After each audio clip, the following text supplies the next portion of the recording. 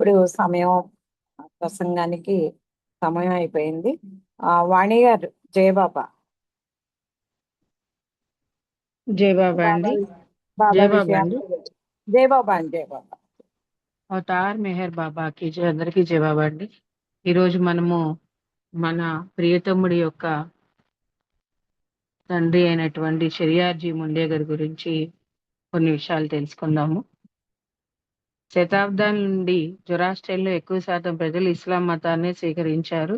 అది ఇష్టం లేని వాళ్ళు భారతదేశానికి వలసపోవడం జరిగింది. అలా కాకుండా ఇస్లాం మతాన్ని స్వీకరించకుండా భారతదేశానికి వలసపోకుండా పర్షియా దేశంలోని నివసించే జొరాస్ట్రియన్లు ముస్లింల శాసనాలకు లోబడి వాళ్ళ క్రూరత్వాన్ని భరిస్తూ వాళ్ళ హింసను భరిస్తూ వాళ్ళ ముందు తల వంచి జీవిస్తూ ఉండేవాళ్ళు. వాళ్ళు ఆ రోజుల్లో గుర్రంపై వెళ్తున్న జొరాస్ట్రియన్ ఎంత పెద్దవాడైనా సరే, ఒక ముస్లిం మతస్థుడు చిన్న బాలుడైనా సరే ఎదురైతే వెంటనే జొరాస్ట్రియన్ గుర్రం దిగాలి.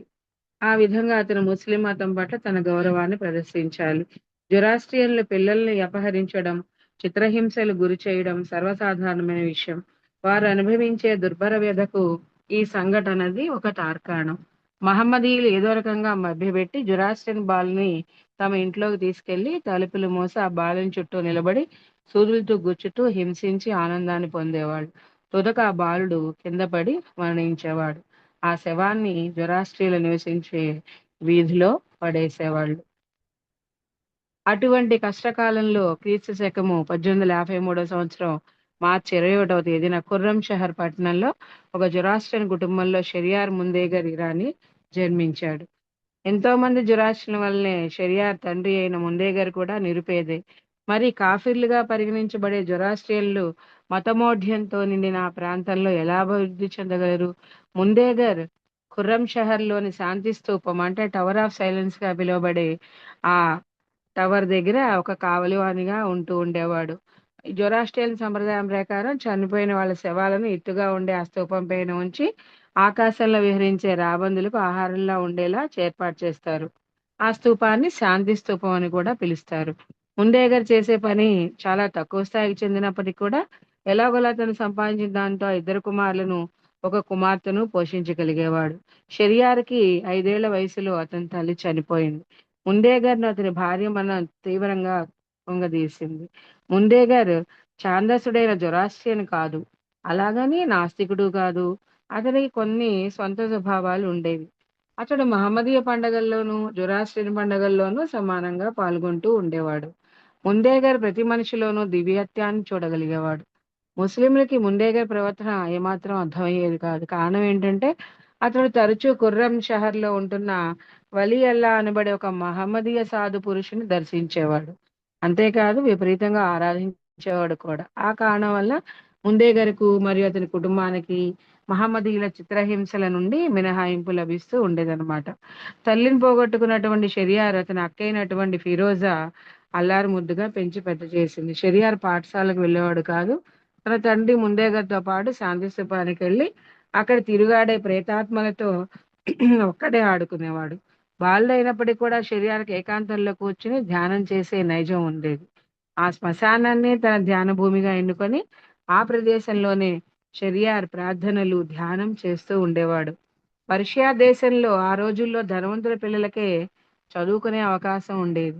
నిరుపేదలైన జొరాస్ట్రియన్లు పిల్లలకు చదువుకునే అవకాశం అనేది ఏమాత్రం కూడా ఉండేది కాదు.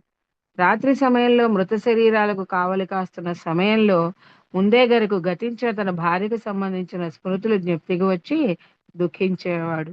ఆ సమయంలో తన కుమారుడైన షెరియార్ సహచర్యం ముందేగరకు ఓదార్పు కలిగించేది. షెరియార్ అమాయకపు మాటలు ముందేగర్ దుఃఖాన్ని ఉపసింపచేసేవి. పసివాడైన షెరియారు తెలివితేటలకు తరచూ ముందేగారు అబ్బురు పడుతుండేవాడు. ఒకరోజు ముందేగారు షెరియార్ని ఒంటరిగా శాంతి స్తూపం వద్ద వదిలిపెట్టి పని మీద ఊర్లోకి వెళ్లాల్సి వచ్చింది.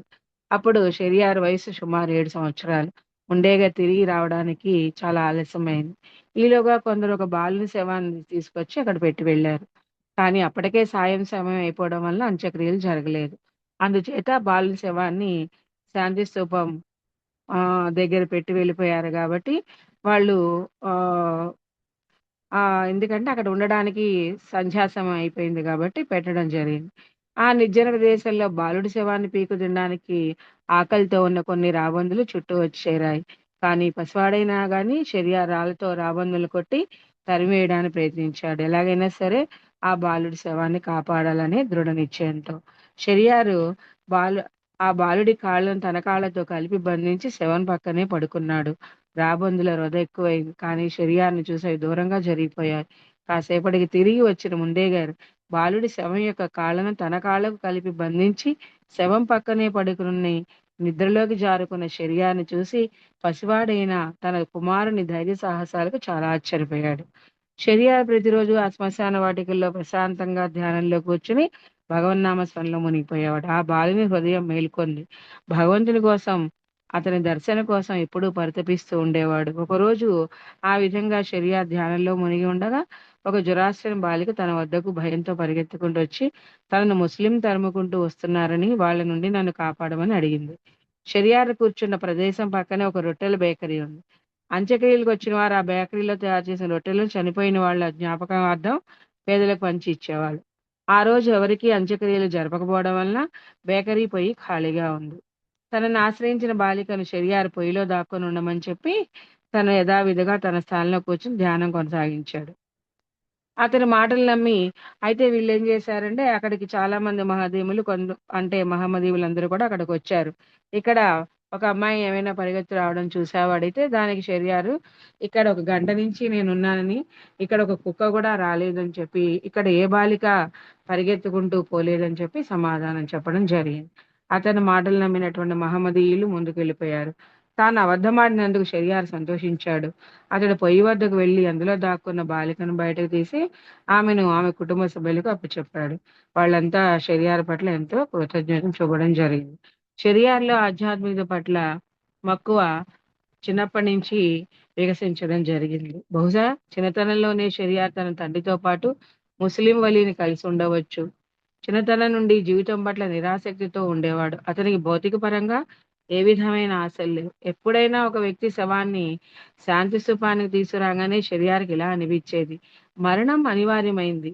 జీవితం అంతా సుఖమయంగా గడిపినవాడు, కష్టాల మధ్య చిక్కి దుర్భరమైన జీవితాన్ని గడిపినవాడు చివరికి మరణిస్తున్నారు. మరి జీవితం యొక్క పరమార్థం ఏంటి? జీవితం యొక్క గమ్యం ఏంటి? చనిపోయిన ప్రతివాడు సుఖాలను కష్టాలను రెండింటినీ వదిలిపెట్టిపోతున్నాడు కదా. మరి జీవించుండగానే వాటిని ఎందుకు విడిచిపెట్టకూడదు? కానీ అది ఎలాగా? అలాంటి ప్రశ్నలన్నీ ఆయన మనసులో తిరుగుతూ ఉండేవి. దాని సమాధానం కోసం షరియార్ హృదయం ఆక్రోశించేది. కానీ అతనికి తెలుసు సమాధానాలన్నీ భగవంతుని వద్దే ఉంటాయని, అందుచేత భగవంతుని ఎదుట మొదలు పెట్టాలని నిర్ణయించుకున్నాడు. అలాగే క్రీస్తకం 1865 సంవత్సరంలో తనలో రగులుతున్న విరహాగ్ని గురించి తన తండ్రికి వివరించి కుటుంబ సభ్యులందరికీ వీడ్కోలు చెప్పి భగవద్ అన్వేషణ కొరకు బయలుదేరాడు. అప్పటికి షరియార్ వయస్సు కేవలం 12 సంవత్సరాలు మాత్రమే. భగవద్ అన్వేషణలో సంచరించేటప్పుడు షరియార్ ఎన్నో కష్టాలు ఎదుర్కోవాల్సి వచ్చింది. అయినా బాలుడైన ఆ ఫకీరు ధైర్యాన్ని కోల్పోలేదు. అంతేకాదు బాహ్యంగా అతను ఎదుర్కొన్న కష్టాల వలన అంతర్గతంగా శక్తిని కూడగొట్టుకున్నాడు. కారణం ఆ కష్టాల ద్వారా తాను భగవంతుని దగ్గరకు వెళ్ళడమే అనేది ఆయన యొక్క ఆలోచన. ఇరాన్ దేశంలో ఫకీర్లకు సన్యాసులకు ఆదరణ లేదు. షరియార్కు చాలా చోట్ల అవమానాలు ఎదురయ్యాయి కూడా. ఒక్కోసారి ఆశ్రయానికి ఆహారానికి బదులు అవమానము దెబ్బలు భరించవలసి వచ్చేది. కానీ ప్రపంచాన్ని త్యజించిన వారు భగవంతునికి చెందిన వారవుతారు అనేది షరియార్ యొక్క గమ్యం. అయితే ఒకసారి ఈ భగవద్ అన్వేషణలోనే ఆయన ఒక ఎడారి ప్రాంతాన్ని చేరుకోవడం జరిగింది. అక్కడ నీళ్లు లేదు, ఏ ఆశ్రయము లేదు.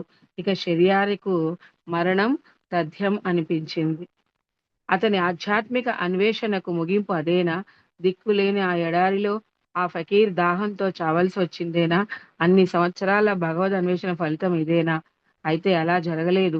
షరియార్ కళ్ళు నెమ్మదిగా తెరుచుకున్నాయి. తన వైపే తదేకంగా చూస్తూ అతని కళ్ళ ఎదుట ఇద్దరు వ్యక్తులు నిల్చున్నారు. ఒక వ్యక్తి వృద్ధుడు గడ్డంతో ఉన్నాడు, మరొకడు బాలుడు.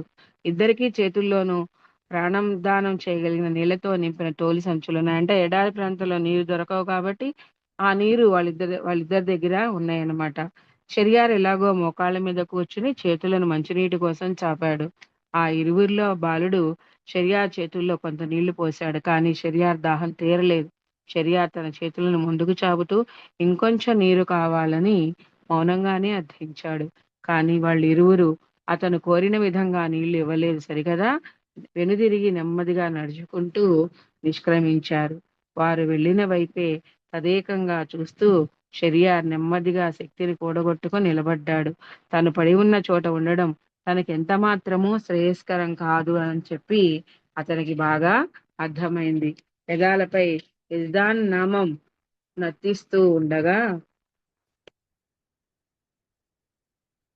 నెమ్మదిగా ముందుకు సాగడం జరిగింది. కానీ కొంత దూరం నడిచేటప్పటికి మరోసారి కూలబడ్డాడు. షెరియార్ ఆ ఎడారిని ఎలా దాటగలడు? అతనికి నీరు లేదు, ఆహారం లేదు, మనిషి జాడలేని నిర్జన ప్రదేశం అది. ఎవరు మాత్రం సాయం చేయగలరు? కొద్దిసేపటి క్రితం అతనికి జాలితో నీరు త్రాగించడం కూడా భ్రాంతియేనా? అలా స్పృహలేని స్థితిలో పడి ఉన్న షెరియార్ ఒక్క ఉలికిపాటుతో మళ్ళీ లేచాడు. అదే వృద్ధుడు, అదే బాలుడు తిరిగి తనకు సాయం అందించడానికి తన కళ్ళ ముందు నిల్చొని ఉన్నారు. ఈసారి మాత్రం వారు షెరియారుకు కావలసినంత నీరు త్రాగించారు. షెరియారు కళ్ళు కృతజ్ఞతతో నిండిపోయాయి. ఆ ఇరువురిలో వృద్ధుడు ఇలా అన్నాడు: నీవు ఇక్కడికి ఎందుకు వచ్చావు? నీ మూర్ఖ ప్రవర్తనతో భగవంతుణ్ణి ఎందుకు ఇసికిస్తావు? షెరియార్ ఆ ప్రశ్నకు సమాధానం చెప్పలేకపోయాడు. తిరిగి ఆ వృద్ధుడు తన చేతితో చూపుతూ షెరియార్తో ఇలా అన్నాడు: ఈ దారి గుండా వెళ్ళు, నీకు ఒక ఋషి ఆశ్రమం కనబడుతుంది. ఆ ఋషి నీకు ఆహారాన్ని సమకూరుస్తాడు. ఆ తర్వాత ఆశ్రమానికి అభిముఖంగా ప్రయాణిస్తే పట్టణం చేరగలవు నువ్వు అని చెప్పి ఆ వృద్ధుడికి చెప్పడము జరిగింది. ఆ తర్వాత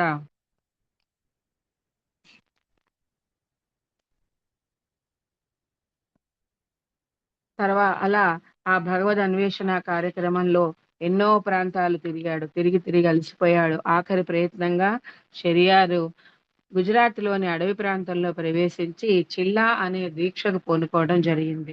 చిల్లా అనగా 40 రోజుల పాటు పగలు రాత్రి ఒక వృత్తాకార స్థలంలో గడపడం. ఆ ఆధ్యాత్మిక దీక్షను చిల్లా నాశని అని కూడా అనేవాళ్ళు. ఏకాంతంగా ఒక వృత్తంలో 40 రోజులు పాటు దీక్షలో కూర్చున్న వ్యక్తిని నాశిని అని అంటారు. అట్టి దీక్షను చేపట్టి విజయంతం కాలేని వాళ్ళు సాధారణంగా మరణించడం గాని పిచ్చివాళ్ళు అవడం గాని జరుగుతుంది. చిల్లానాశిని అనేది అతి కఠోరమైన దీక్ష. దీక్ష పూనే వ్యక్తి తన స్వహస్తాలతో నేల మీద ఒక వృత్తం గీసి 40 రోజుల పాటు పగలు రాత్రి అని తేడా తెలియకుండా ఆ వృత్తంలోనే గడపాలి. ఎట్టి పరిస్థితుల్లో కూడా ఆ వృత్తం దాటి బయట కాలు పెట్టకూడదు. ఆ సమయంలో అతను ఆహారము, నీరు, నిద్ర మొదలైన వాటిని విసర్జించాలి. ఏమైనా సరే తట్టుకోవడానికి సిద్ధంగా ఉండాలి. తన సమస్యకు చిల్లా ఒక్కటే పరిష్కారం అని షెరియార్ నిర్ణయించుకోవడం జరిగింది. అతడు 18 సంవత్సరాల పాటు సత్యం కోసం అన్వేషణలో భిక్షాటనతో జీవిస్తూ నిజాయితీగా పవిత్రంగా జీవించి ఎన్ని కష్టాలనైనా ధైర్యంతో ఎదుర్కొన్నాడు. అయినా తన ప్రియతముడైన భగవంతునితో ఏకం కాలేకపోయాడు. తిరిగి ప్రపంచంలో ఒకడై సంఘజీవనం గడపాలని షెరియారు ఊహల్లో కూడా ఆమోదించని విషయము. అందుకే అతనిలో తెగింపు వచ్చేసింది. భగవదైక్వమా మరణమా ఏదో ఒకటి తేలిపోవాలని చెప్పి అనుకున్నాడు. తిరుగులేని దృఢ నిర్ణయాన్ని తీసుకున్న షెరియార్ తన చేతితో నేల మీద వృత్తాన్ని గీసి అందులో ప్రవేశించాడు. అతని హృదయం భగవదైక్యం కోసం ప్రార్థించింది. కాలం చాలా నెమ్మదిగా గడుస్తోంది. ఏ రోజు నడుస్తోందో షెరియార్ గుర్తించే స్థితిలో లేడు. భయంకరమైన కేకలు వినబడ్డాయి. తర్వాత పెద్ద పెద్ద శబ్దాలు కూడా వినపడ్డాయి. అకస్మాత్తుగా షెరియార్ ముందు ఒక సింహం పెద్దగా గర్జిస్తూ అతని మీద పడి భక్షించడానికి సిద్ధంగా నిల్చుంది. అయినా షెరియార్ ఏమాత్రం కదల్లేదు. అంతే, సింహం అదృశ్యమైంది. తర్వాత క్రోధంతో గాంటిస్తూ ఒక పులి వచ్చి వృత్తం చుట్టూ గంటల పాటు తిరిగింది. అయినా షెరియార్ తొణకలేదు. పులి మాయమైంది. అంతలో వృత్తం చుట్టూ నేల నుండి మంటలు లేచాయి. మంటలు షెరియార్ను చుట్టుముట్టాయి. ఆ మంటల్లో కాలి బూడిదవడం ఖాయం అనుకున్నాడు షెరియార్. అయినా అతను కదలలేదు. మంటలు మాయమయ్యాయి. భీకరంగా అరుస్తూ రాక్షసులు ప్రత్యక్షమయ్యారు. అయినా అతను చలించలేదు. ఆ దృశ్యం కూడా మాయమైపోయింది. అతన్ని హింసించుటకు అలా అనేక భయంకరమైన దృశ్యాలు ఆగకుండా ప్రత్యక్షమవుతూ ఆశ్చర్యంగా అదృశ్యమవుతూ ఉన్నాయి. షెరియార్ ఆ పరీక్షలన్నిటినీ ధైర్యంగా తట్టుకొని వృత్తం నుండి బయటకు ఒక్క అంగుళం కూడా కదలలేదు. అలా 30 రోజులు గడిచాయి. 10 రోజులే మిగిలి ఉన్నప్పటికీ ఇక కొనసాగించడం షెరియార్కు కష్టసాధ్యమైంది. ఇక ఒక క్షణం కూడా వృత్తంలో ఉండలేని పరిస్థితి వచ్చింది. షెరియార్ కాలు వృత్తం బయట మోపాడు. ఇన్నాళ్ల ప్రయాస వృధా అయిందని పాపం దుఃఖించాడు. గుండె పగిలి జీవచ్ఛవంలా మారిన షెరియార్ కాళ్ళీడ్చుకుంటూ నది ఒడ్డుకు చేరి కూలబడ్డాడు. అలాగే గాఢ నిద్రలోకి జారిపోవడం జరిగింది. ఎంతటి దుర్భరం! 18 ఏళ్ల కఠోర దీక్షకు పర్యవసానం పరాజయమా? ఆ బాటసారిని భగవంతుడు కరుణించలేడా? అతని శేష జీవితమంతా ఆ పరాజయ భారాన్ని తలుచుకుంటూ కుంగిపోవలసిందేనా? ఇప్పుడు అతను ఏమవుతాడు? అతనికి చనిపోవాలనుంది. భగవంతుడు అతన్ని ఎందుకు చావనివ్వడు? విజయవంతం కాని ఆశయాలకు తోడుగా విధి అతనికి మరేదైనా నిర్దేశించిందా? అవును, తప్పకుండా ఉంది. ఆ దివ్యవాణి పలుకులను షెరియార్ విన్నాడు. ఏమిటా పలుకులు? ఎవరినైతే నీవు కోరుకున్నావో, ఎవరినైతే నీవు చూడాలని తహతహలాడుతున్నావో అతన్ని పొందిక లేదు నీ భాగ్యంలో. నీ కుమారుడిదే ఆ భాగ్యం. అతని ద్వారా నీదే ఆ భాగ్యం అని చెప్పి ఈ మాటలు వినపడ్డాయిట. నీ కుమారుని ద్వారా అన్న ఆ మాటలు ప్రతిధ్వనిస్తూ ఉండగా షెరియార్ కళ్ళు తెరిచి చూసడం జరిగింది. చుట్టూ కలిగి చూశాడు. ఎవరు కనిపించలేదు. విస్మయంలో ఉన్న అతనికి నీ కుమారుడు, నీ కుమారుడు, నీ కుమారుని ద్వారా అనే మాటలు అప్పటికీ అతని చెవుల్లో ఇంకా ప్రతిధ్వనిస్తూనే ఉన్నాయి. షెరియార్కి అంతా అయోమయంగా ఉంది. తనలో తాను ఇలా ప్రశ్నించుకున్నాడు. ఇది భగవంతుని వాణియేనా? భగవంతుడే తనను ఆజ్ఞాపిస్తున్నాడా? నాకు భార్య లేదు, కొడుకు లేడు, నాకు కుటుంబం ఎలా ఉంటుంది? నిజంగా అదే భగవంతుని ఆజ్ఞ అయితే అదే తిరుగులేనిది. మంచి చెడుల ప్రశ్న లేదే లేదు. అలా ఆలోచిస్తూ ఆలోచిస్తూ మళ్ళీ నిద్రలోకి జారుకున్నాడు. మళ్ళీ 3 రోజుల తర్వాత మేలుకొన్నాడు. మళ్ళీ దివ్యవాణి పలుకులు గుర్తొచ్చాయి. ఆ దివ్యమైన ఆజ్ఞను ఎలా అమలుపరచాలి పాపం ఆయనకు అర్థం కాలేదు. అలా నడుచుకుంటూ ప్రయాణం మళ్ళీ పూనా వైపు సాగించడం జరిగింది. అతనిలో ఎప్పుడూ కూడా నిర్లిప్తత అనేది చోటు చేసుకునే ఉంది. ఏదో తెలియని శక్తి అతను నడిపిస్తోందని అనిపించిందిట. ఏ విధమైన నొప్పి లేకుండా ఏకబిగిన సుమారు 400 మైళ్ళు నడిచేవాట. షెరియార్ సురక్షితంగా పూనా నగరం చేరి తన అక్కయిన ఫిరోజా ఇంటిని కనుక్కోవడం జరిగింది. ఆమె ఇంటి గడపలో అడుగుపెట్టగానే ఇన్నాళ్ల అలసట ఒక్కసారిగా షెరియార్ను విశ్రాంతి యొక్క ఆవశ్యం గురించి ఆలోచింపచేసింది. తలుపు తెరిచిన ఫిరోజాకు తన తమ్ముణ్ణి చూడంగానే కళ్ళల్లో ఆనంద బాష్పాలు రాలాయి. వాళ్ళ ఇరువుల్లోనూ ప్రేమ, వాత్సల్యము ఉప్పొంగగా ఒకరి కౌగిట్లో మరి ఒకళ్ళు ఇమిడిపోయారు. కొన్ని రోజుల పాటు షెరియార్ తన సోదరి ఇంటిలో సేద తీర్చుకోవడం జరిగింది. బాబా తన తండ్రి గురించి ఈ విధంగా చెప్పడం కూడా జరిగిందనమాట. ఏం చెప్పారంటే, సూర్యకాంతి లోనికి రాకుండా పరదా అనేది అడ్డుకుంటుంది. ఆ పరదాను తొలగిస్తే సూర్యకాంతి లోనికి ప్రవేశించడానికి ఎంత సమయం కావాలి? బాబా మళ్ళొక్కసారి చెప్తున్నారు ఇలాగా. సూర్యకాంతి లోనికి రాకుండా పరదా అడ్డుకోవడం జరుగుతుంది. ఆ పరదాను తొలగిస్తే సూర్యకాంతి లోనికి ప్రవేశించడానికి ఎంత సమయం కావాలి? అదే విధంగా తన తండ్రి గారు ఉన్నపళంగా జ్ఞానం పొందారు. దైవ జ్ఞానం కలగగానే ఆత్మకు పూర్తి జ్ఞానం సంప్రాప్తిస్తుంది అని చెప్పి బాబా తన యొక్క తండ్రి గురించి చెప్పడం జరిగింది. ఈ భూమి మీద ఇంకొక మాట కూడా చెప్పారు బాబా. ఈ భూమి మీద అతని వంటి వారు మరొకరు లేరు. అతడు అద్వితీయమైన వాడు. భయం అంటే ఏమిటో అతను ఎరగడు. అతడు నిరుపమానుడు. ఫకీరు దిస్తుల్లో ఉండేటటువంటి రారాజు. అవతార్ మెహర్ బాబాకి జవాబు అండి. తప్పులుంటే క్షమించగలరు. జవాబు నాగమణి గారు. థ్యాంక్ యూ జయబాబా అండి. బాబా. చాలా చక్కటి విషయాల్ని బాబా యొక్క తండ్రి అయిన షెరియార్జీ గురించి చాలా చక్కటి విషయాలను తెలియజేశారు. ఆయన ఎంతో ఆ పుణ్యం చేసుకుని ఎంతో అదృష్టవంతుడు కాబట్టి ఒక అవతార పురుషుడికి జన్మనిచ్చే ఆ ఆ అర్హత ఆయనకు ఉంది కాబట్టి ఆయన ఇంత ఆ ఆయన కూడా చూడండి భగవంతుడి గురించి అన్వేషణ సాగించేంత గొప్పవాడు కాబట్టి అవతార పురుషుడు. ఆయన కడుపును పుట్టారు. చాలా చక్కటి విషయాలు చక్కగా తెలియజేశారు. జయబాబా ధన్యవాదాలు మీకు. జయబాబాలండి. ఉమ్, అందరూ గ్రూప్ లో ఉన్న వాళ్ళందరూ పాటలు పాడారు. పార్వతి గారు ఒక్క 2 నిమిషాలు నామం చేయండి. ఆ తర్వాత హారతి పాడడానికి రంగప్రసాద్ గారు రెడీగా ఉండాలి. జయబాబా. పార్వతి గారు ఒక రెండు अवतार నిమిషాలు मेहर बाबा की जय। अवतार मेहर बाबा की जय। अवतार मेहर बाबा की जय। मैं